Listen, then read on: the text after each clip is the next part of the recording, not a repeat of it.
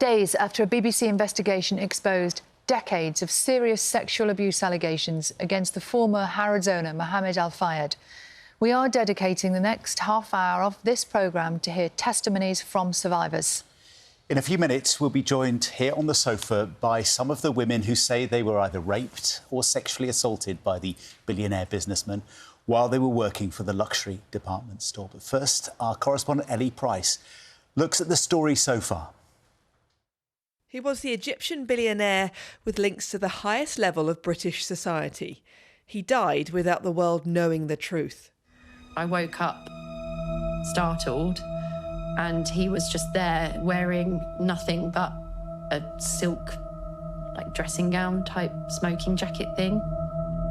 And he tried to get in the bed with me, and I told him, no, I don't want you to. And he proceeded to just keep trying to get in the bed, at which point he was kind of on top of me and really couldn't move anywhere. I was kind of face down on the bed, and he just pressed himself on me. He threw himself on top of me. His hands were all over me, and, I was wearing a dress. He was very, very forceful. I, thank God, reacted and kicked him off. Ran down the hallway into my room in sheer terror because I just didn't know what was happening. We will say it plainly. Mohamed Al-Fayed was a monster. Lawyers for his victims say this may be the worst case of corporate sexual exploitation of young women the world has ever seen.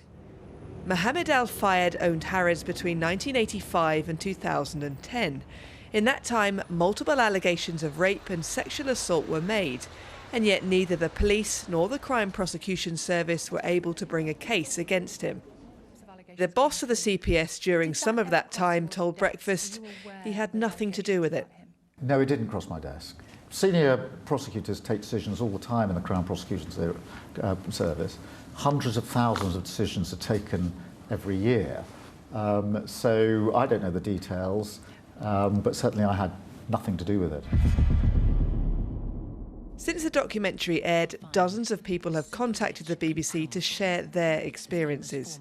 Among them Jessica, not her real name, who told me a manager, who still works for Harrods, failed to investigate when she complained about Al-Fayed's inappropriate behaviour. She claims another manager cherry-picked young girls for him. I feel quite strongly that the people that facilitated it happening also need to be brought to justice. And that is part of the reason why I'm now speaking out about it. Those people, I can see are still working either within the company or in other companies. And I have no doubt they have to have been fully aware of what was happening. Harrods, under new ownership, says it's appalled by the allegations and has launched a compensation scheme for former employees who say they were attacked by Al-Fayed. It also says it's investigating whether any current employees were involved, but has not told us whether anyone has faced any action as a result of that internal review. Mohamed Al-Fayed died last year, but many of his victims hope some justice can still be brought. Ellie Price, BBC News. We are joined here on Breakfast right now by Jen, Nicole, Lindsay, Gemma and Katherine, along with their barrister, Dean Armstrong, and our own correspondent, Ellie Price. Katherine, we're going to start with you this morning. Thank you, all of you, for talking to us.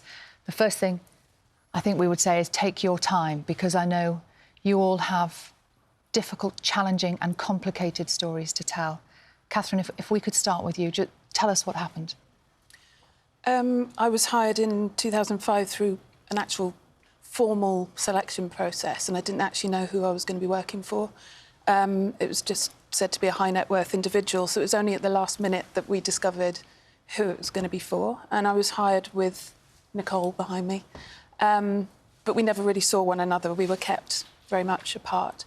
And the first week or so was really humiliating because I had the Harrods attire of a black suit, and he would call me into his office and tell me this doesn't work and this is distracting, and then would rip my buttons open of the front of my shirt and stuff money into my pocket and tell me to go and buy more suits And I would come back the next day and repeat it for a week. And then it was, your hair's awful, you need to straighten your hair. Sent me for a lip wax. So by the end of the first week, I was shattered, because this was supposed to be the big new job. That was the first week? Yeah. So I ended up with a lot of suits. So, yeah, that was my initial experience. I later travelled to Paris with him, realised I was in danger there because my door didn't lock and had to barricade the door with a suitcase and a chair. And ultimately, he forced himself upon me in his office, and I fought him off and I said, I'm a PA and I'm a PA only, that's all I do. And he said, well, you should have gone to work in the post office then if that's what you wanted. And the next day my desk was gone and I lost my job. So sorry. Nicole, you mentioned you started work at the same time. Yes. and you would like to share your story with us this morning as well. Yes, so my story is basically very similar start to Katherine. I was brought in from an external recruiter, so not through Harrods, and as a sort of senior executive assistant. And one of the things I really vividly remember in the office was this palpable anxiety that you could really feel. There was like a sort of hum in the air. And people would explain it to me that he was very mercurial, so he would come in and you would never know what you were going to get. You would never know if he was going to be in a good mood, he would be shouting. So every single day, you sort of have this anxiety of, right, what's the day going to bring? How am I going to have to manage this? How am I going to be able to get through the day? And it was a battle to sort of come out the other side smiling. And the awful thing is, I think you'd sort of get used to it. You know, it becomes normal. So, yes, but we did, it was an interesting introduction to working for him. It was difficult. And Gemma, you'd like us to explain what happened to you. So I'm going to just read this for the people who are watching. You worked as one of Al-Fayed's personal assistants between 2007 and 2009. You've told us that you were raped by Mohamed Al-Fayed in Paris. You say his behaviour became more frightening during work trips abroad. And it's very often the case, isn't it, Gemma, that even having to say the words again is another trauma. I'm sorry that you even have to hear the words again, because I know it's deeply, deeply distressing for you. But just tell us the impact this period of time has had on your life. It's something that's probably never going to go away. I think, there's going to be ways we can start to deal with it, cope with it, but ultimately, it feels like Harrods is never going to disappear. And it's something it's present in everyday life. And, I think being able to come out and speak about it, although it's rehashing the trauma, it's helpful. These women have been amazing support, and I think we're sort of getting stronger together day by day. But I think it's definitely trauma that's lifelong. Feel that strength when you walked in together, sort of looking after one another, supporting one another this morning. If we turn to you, Jen, you've decided to waive your right to anonymity for the first time. And you've asked us to explain what happened to you while you were working at Harrods. You say you worked for Mohamed Al-Fayed for almost 5 years. You've told us you were subjected to a number of serious sexual assaults and attempted rape. Why is it so important for you to speak this morning? Well, I think, first and foremost, it's part of the healing process. I have lived with this as a secret that I've been deeply ashamed of for 35 years. I hadn't told a soul. And when this action began a couple of years ago, it offered me the opportunity to perhaps deal with that trauma and begin to heal from the trauma. Initially, I didn't want to be involved because Mohamed was still alive, and as ridiculous as that may sound to people not involved, he still felt like a threat until the moment he died. His death helped me to be able to come forward without fear of any consequences. I've recently been able to tell my family, which has been a huge thing for me. It was something I hope never to have to do, but I have now. And I would like to be able to appeal to anybody else who's been through something like this that hasn't yet come forward. And I'm hoping that in doing what we're doing, we will encourage more people to do the same. And Lindsay, you would like us to explain your story. You worked as a personal assistant to Mohamed Al-Fayed for 5 months, from 1989 to 1990. You've told us he sexually harassed you, sexually assaulted you, groped you on a daily basis, and then trafficked you to Paris, where he attempted to rape you. You have no memory of your trip home from Paris, but did sustain significant injuries. You assume you were drugged. You were then falsely imprisoned in the Harrods management offices by a colleague under Mohamed Al-Fayed's instruction, but you managed to escape. And Lindsay, we were just hearing from Jenna that the fear, actually, that has continued through the years. I wonder, having just heard a tiny bit of your story there, whether you maybe carry that fear with you now too. I do. I mean, Harrods will never leave me. The thoughts, the memories I have from those tragic episodes, you know, are inside me. And, you know, I just think that Harrods need to have some accountability, because someone paid for the medical. You know, I had an invasive medical procedure in order to get a secretarial job. And Harrods must have paid for that. You know, they enabled this whole team of people who needs 25 PAs? They enabled all these people, enabled this situation, and left us like lambs to the slaughter for one purpose. So the trauma is within me. There are lots of things that trigger me. Gypsy King's music, particularly. Why that music? Because he was always playing it. I don't know if he was in your eras, but he was always playing that kind Dion, of... when I was there. Celine Dion. The Roger and Galley soap. Yeah, so lots of things trigger me. And, you know, I just think that we won't ever get over it, but being together now is a fantastic support. We should just explain to people who are watching as well. This morning we've talked to you all beforehand about what imagery you're OK with this morning, because we don't want to cause you any more extra distress about seeing and sensing things. Katherine, what kind of strength do you get from all being together? I could see you nodding and acknowledging stories that you were hearing from your newfound friends. Well, yeah, I mean, watching the whole documentary last week, I was shouting at the screen because there were things that people were saying, and I was like, yes, that's exactly what happened. And that's what happened on Friday. You know, we met at the press conference and became instant friends, really, and we were swapping war stories, and we all have the same pattern, even though if you lined us up, I think we go from the working there in the 80s to the mid-2000s, but nothing really changed from what he was doing. We were all in the same places with the same unlocked doors, and the same. Our passports were taken away for the entire trip to France, and all of us had the same experiences. And being all together, I think it's quite good to think, oh God, I thought for ages this was just me. So yeah, I think it was Jen who said on Friday about walking out of there feeling 3 feet taller, because you feel like you're empowered by everybody else as well. So, and Nicole, listening to just the start of your stories, I wonder whether there was a tremendous culture of secrecy.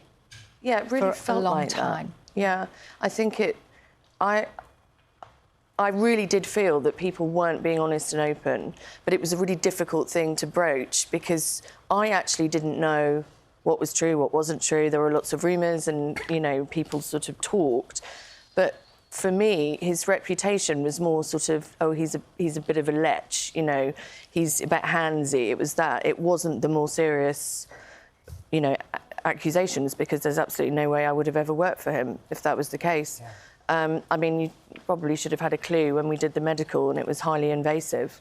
And I remember thinking, hang on a minute, you know, that's not right. But it was sold to me as an MOT, like a Bupa full, you know, full body MOT. Aren't you lucky? This would cost you thousands. You're so lucky getting this. And that's how it was, you know, we were basically gaslit into accepting behaviour that really wasn't normal at all. Yeah.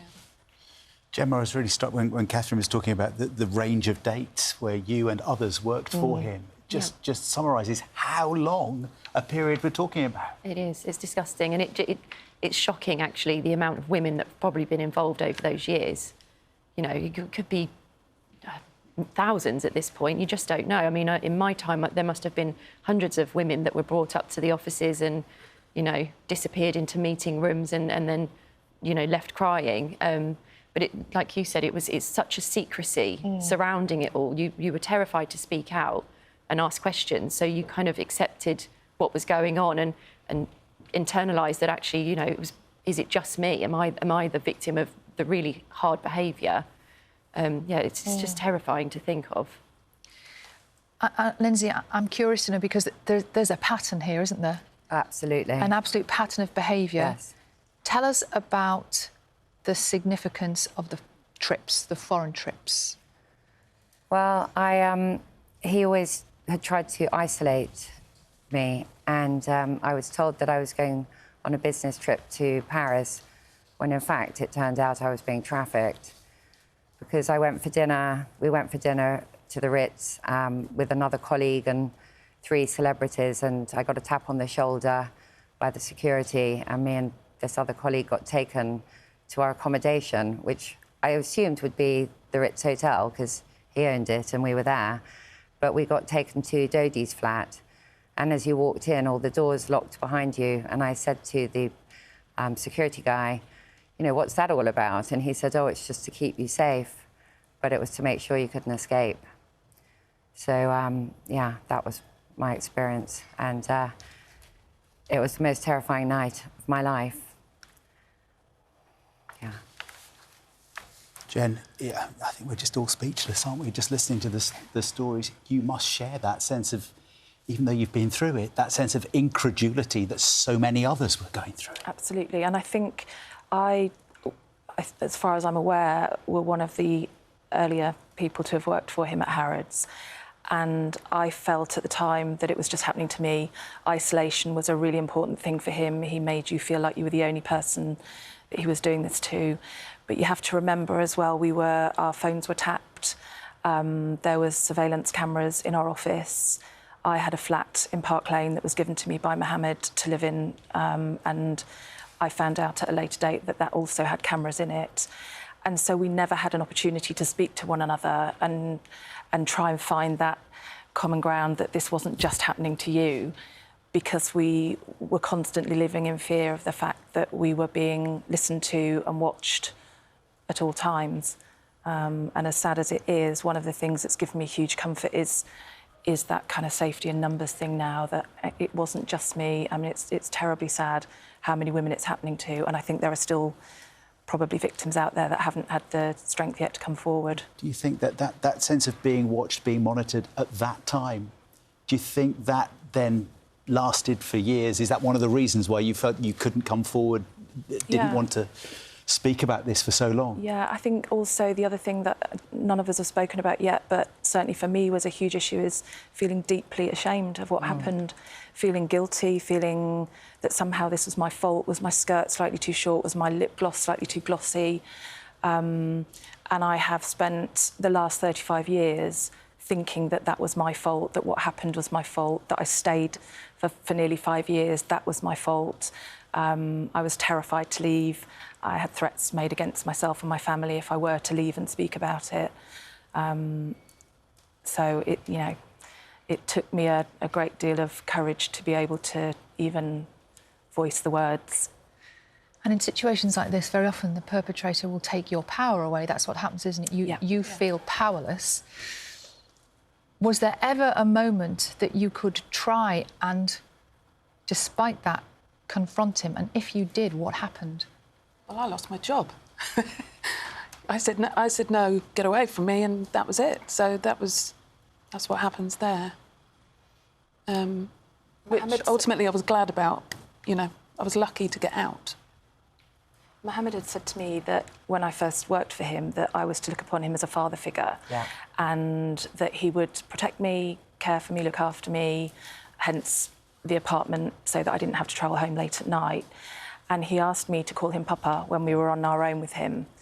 And so when the abuse started and the attacks became more regular, my response time after time after time was to say, you can't do this. I look at you as a father figure. Please don't behave in this manner. And to some degree, in certain circumstances, that worked. In others, not so much. We'll give you all a break. We'll come back to you in just a moment. But if I could turn to Dean Armstrong, you're a barrister. Yeah. I know the women we have here in the studio this morning had come forward before the documentary went out last week, but indeed, you've heard from others in the meantime over the last few days. What is happening legally now? Well, we've heard from scores and scores, probably up to 200 people who are coming to us to give their accounts, very similar accounts to the women's accounts this morning. So what's happened legally is that we're building a claim, a worldwide claim. It's very important that I stress that there are individuals who were affected by this in this country principally, but other countries as well, the US, Canada, to name but two. And we're building a worldwide claim. But our claim is very much centred upon Harrods, because the real issue, there was a monster. I've called him a monster last week. I stand by that remark. But the real issue is that there was a whole system to facilitate this, because he wasn't installing cameras for these purposes on his own. He wasn't removing keys on his own. He wasn't creating this atmosphere of fear. He wasn't, for example, and you talked about speaking up and things of that nature and how it's lasted with people. He would say, if you reveal this to anyone, we're after your family. We know where your family lives. Now, that, in order for that threat to have any validity, which it did, other people must have been involved. And so our legal claim very much centres on the point that this was a process, this was a system in Harrods. It was to facilitate the abuse that Al-Fayed indulged in. And it's really important, and the key thing for me today is, first of all, the bravery of these women. The community that they are creating so that people can come forward and say, there was a process. I want to join that process. And we've had a number of people who have said, until the documentary, until the women have been public, which is wonderful, and I applaud and salute you all, until such times, I didn't have the courage to do that. But I do now. And we will, through that community, we will get to the bottom of this widespread panoply of people who were involved in this system, who created this system. And Ellie, I know you have been following this investigation tremendously closely. I wonder, at this point, are you also hearing more women who are able to come forward? Unfortunately, yeah. I mean, since the documentary was released last Thursday, we've had dozens, to probably put a conservative estimate on it, of women coming forward who say similar stories to the women we have here in the studio today. As well as those who also worked at Harrods during that time, from 1985 to 2010. And I'll give you those dates again, because that was such a long time that Mohamed Al-Fayed was the chairman.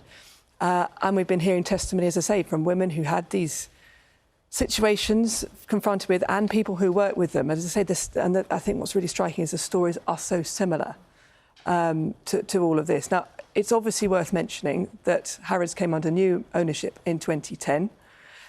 They say that it is very much a different place to work now. They've said, as I mentioned in my report earlier, they are appalled by what happened. They say they understand that they failed what they call victims in all of this, that they seek to redress the balance on all of this. What they have said is that they have launched a compensation scheme for anyone who feels that they were a victim to Mohamed Al-Fayed to come forward and talk to them, that they do have different working processes in place. But there are other unanswered questions. So, for example, I spoke to another woman who wasn't in the documentary the other day, who says that she felt she was, twofold. The collusion, in effect, was twofold. There was somebody at Harrods who she felt cherry-picked her and put her in the line of fire, if you like, for Mohamed Al-Fayed. And then when she went to complain about his inappropriate behaviour, she felt she wasn't listened to. And she claims that one of the people who she spoke to still works at Harrods. Now, I have put that to Harrods. They say that as part of an internal review that they've been undergoing since 2023, they are investigating whether any current staff were involved in any of these allegations. They haven't told us whether anyone has faced any action because of that internal review, nor indeed how long that internal review will take. Let's come back to all of you as survivors and give you the last word when we're in this section of the programme. We've had so many scandals globally over the last few years, haven't we? You don't need me to mention the names that have hit the headlines in America, in the UK, where women have been treated so badly. When you've heard, Nicole, that those names that are out there, but you've known there is another name and another story that hasn't really been out there, what's that been like to live with? I think it's one of those things where you hope that it will eventually come to the surface, which, you know, it has been now bubbling away, but it's been such a long time that I almost had sort of given up hope that anyone was going to actually find out anything, really, because he was so successful at covering his tracks, and he was so successful at putting people up in front of him that he could hide behind, that basically enabled that behaviour to continue for so long unchecked. And the people that should have stepped in, that should have been the checks and balances along the way, weren't.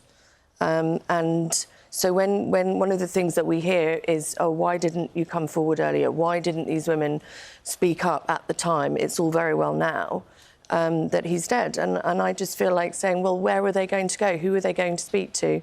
You know, this man was a litigious billionaire, and if you're 20-something girl earning 20,000 a year, who's going to go up against him? Nobody. So these people really had nowhere to go. And it's really, really heartwarming for us now to see that people are believing the stories and listening, and more women are feeling confident to tell their story. Do you feel, Gemma, that, you know, listening to those words there, do you feel like there might be, after this horror, there might be some hope to come? Yeah, I'd like to think so. I'd like to think that certainly HR departments around the world are getting those checks in place. I mean, Harrods can't be the only place this has happened to. And, you know, if this just stops it happening to one person, it's a win, isn't it? You know, we shouldn't have to be sitting here right now going over this story, let alone have had to have gone through it in the first place. Lindsay, I saw you nodding about the prospects for change now. That's what you want. Yes, I want to... there should be some checks in place, particularly for younger people in the workplace, because they don't know where to go and how to manage this situation. You know, there's rent to pay and stuff. We couldn't have gone anywhere, so I think that if they know that there's a route out of it, or they don't have to go through it, that's a good thing. Because the problem, I imagine, is, you know, it's all very well someone saying to you, why didn't you speak up earlier? The person who is at the centre of this, who is the victim of all of this, isn't the person who is able to speak up at the time. Yeah. They're the person who needs protecting. Yes. Jen, we said when we first introduced you that you decided to waive your right to anonymity. You explained why you were doing that.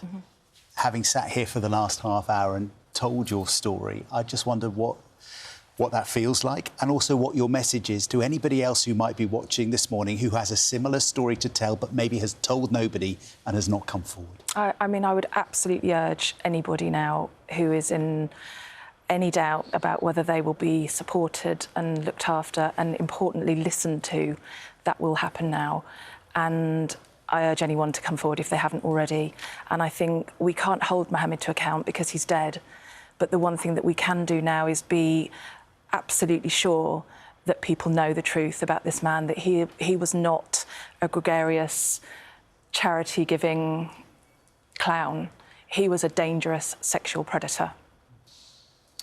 Thank you all so much for coming in and talking so honestly. We do not underestimate the challenge of doing that on a sofa, on live television, with the lights and the cameras and everything. But we really, really do appreciate you, and I know that people watching will have learned a lot today from everything that you've all said. Yes, thank you, Jen, Lindsay, Katherine, Nicole and Gemma. Thank you. Thank you. Thank you. And Dean and Ellie, thank you as well so much. We will keep across this story in the weeks and months to come. And you can watch the full documentary, Al-Fayed, Predator at Harrods, on BBC iPlayer now. The time is 8:59. Stay with us.